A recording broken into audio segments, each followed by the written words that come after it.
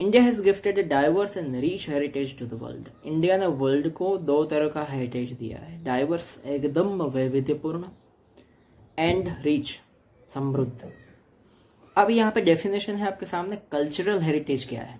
सीधी सादी एकदम simple definition है, cultural heritage is a man made heritage. जिस हेरिटेज को मैन मतलब इंसान बनाता है वो हेरिटेज कल्चरल हेरिटेज कहा जाता है, जिसमें नेचर का इन्वॉल्वमेंट नहीं है। दूसरी डेफिनेशन है कल्चरल हेरिटेज की, whatever is received or created by human with his tact, wisdom, art and skill is called cultural heritage. Whatever received, जो भी हमें मिलता है या फिर हम क्रिएट करते हैं हमारी बुद्धि से, हमारी इंटेलेक्चुअलिटी से, स्किल, विजडम, आर्ट से, उन सब से जो भी हम क्रिएट करते हैं या फिर हमें जो मिलता है वो कल्चरल हेरिटेज है। आया समझ में? दो डेफिनेशन एकदम सिंपल है आपके सामने। तीसरा पॉइंट है कल्चरल हेरिटेज का, the caste and tribe like Aryans, Kshatrapa, Kushan, Huns, Persians, Turks, Arabs, Mughal, Britishers, French, ये सारी ट्राइब्स, ये सारी कास्ट जो फॉरेन से इंडिया में आई, हैव कम टू इंडिया, उन लोगों ने यहां आके क्या करा वो चौथे पॉइंट में दिया गया है।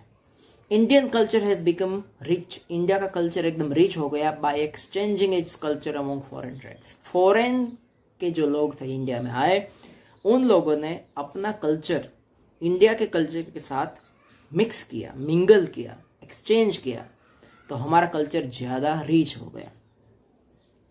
The people of India from the pre historic period have contributed to the people of the world. Pre historic period, अभी हिस्ट्री लिखना भी शुरू नहीं हुई थी, हिस्ट्री का भी किसी को पता नहीं था। सालों से 5000 साल पहले से इंडिया में जो लोग रहते थे उन लोगों ने पूरे वर्ल्ड को बहुत ही सारा कंट्रीब्यूशन किया है, बहुत ही सारी चीजों में कंट्रीब्यूशन किया है, वो आगे आएगा। अब art of architecture and sculpture, architecture building बनाने का जो आर्ट है, स्कल्पचर मतलब स्टेच्यूज बनाने का जो आर्ट है, वो हमारा कितना पुराना है, आर 5000 ईयर्स ओल्ड, 5000 साल पुराना है। कितना? हाँ, 5000 साल पुराना। The remains of Indus valley civilization is an evidence of this. Indus valley civilization, जहाँ इंडस जो रिवर है हमारी, सिंधु रिवर, वहां पे जो सिविलाइजेशन ग्रो हुई थी, वहां पे जो रिमेन्स मिला है, रिमेन्स का मतलब जो बचा कुचा कुछ भी मिला है एक्सकेवेशन के दरमियान, वो प्रूफ बताता है कि हमारी सभ्यता जो है वो कितनी पुरानी है। 8वां point, on seeing the remains of the figures of, ये सारे फिगर्स, सारे स्टेच्यूज को हम देखते हैं तो हमें पता चलता है कि हमारा हेरिटेज कितना प्राउडफुल है, हमें प्राउड मिलता है उससे। गॉड एंड गॉडेसेस के कई सारे स्टैचू है, ह्यूमंस के कई सारे स्टैचू है, एनिमल्स के भी है, कई सारे टॉयज के स्टैचूज भी मिले हैं। स्कल्पचर ऑफ बियर्डेड मैन, यहाँ पे देखो आपको मिलेगा दाढ़ी वाला बंदा, देखो कैसी ट्रिम की हुई दाढ़ी है, मेरी नहीं, ये बंदे की। हाँ, and the statue of dancer, Nataraja का भी।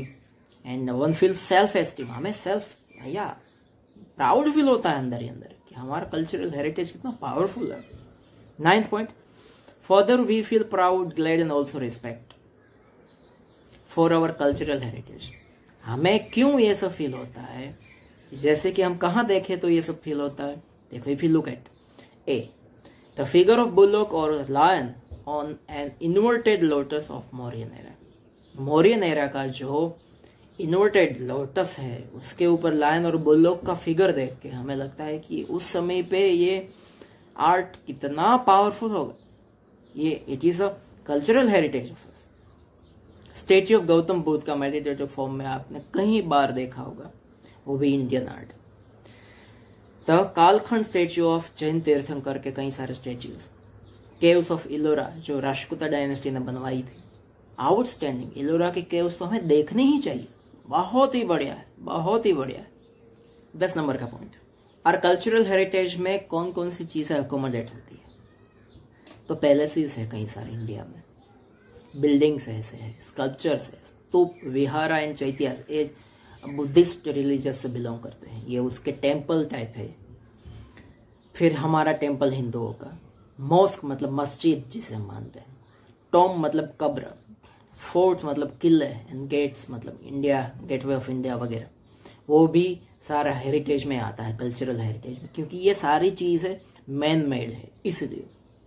11 even historical palaces of our freedom movement, हमारी जो आज़ादी की लड़ाई जब लड़ी जा रही थी तब जहाँ जहाँ पे वो फ्रीडम मूवमेंट के लिए जो भी प्लेसेस को टारगेट किया गया था, मतलब वहाँ से सारी एक्टिविटीज़ होती थी, वो प्लेसेस भी मैन मेड है और कल्चरल हेरिटेज में आते हैं। जैसे कि साबरमती आश्रम अहमदाबाद में, दांडी गुजरात में, बारडोली गुजरात में, वर्धा महाराष्ट्र में है, शांति निकेतन कोलकाता में है, दिल्ली में तो कई सारी जगह है। Can also be considered as a part of our cultural heritage. 12 number का point, the important discoveries of India, India की इंपॉर्टेंट डिस्कवरीज के बारे में है। मतलब ये सारी चीज़ों में जो मैं अभी पढ़ूंगा, ये सारी चीज़ों में इंडिया ने बहुत सारा कंट्रीब्यूशन किया है। या लैंग्वेज में, स्क्रिप्ट में, जीरो की डिस्कवरी हो, मैथमेटिक्स में, कैलेंडर में, इसका एक चैप्टर आएगा स्पेशली, हेरिटेज हो इन साइंस एंड टेक्नोलॉजी, या आयन, एस्ट्रोनॉमी मतलब स्पेस साइंस में, लिटरेचर में, रिलीजियस धर्म में, युद्ध शास्त्र, चैरियट मतलब रथ, पॉलिटिकल साइंस में भी हमारा कंट्रीब्यूशन है, geology, botany, Vastushastra, religion, republic, judiciary, legislation, environment protection, इन सारी चीज़ों में इंडिया ने बहुत सारा कंट्रीब्यूशन दिया है, डिस्कवरीज कई सारे इन सारे फील्ड में करी है।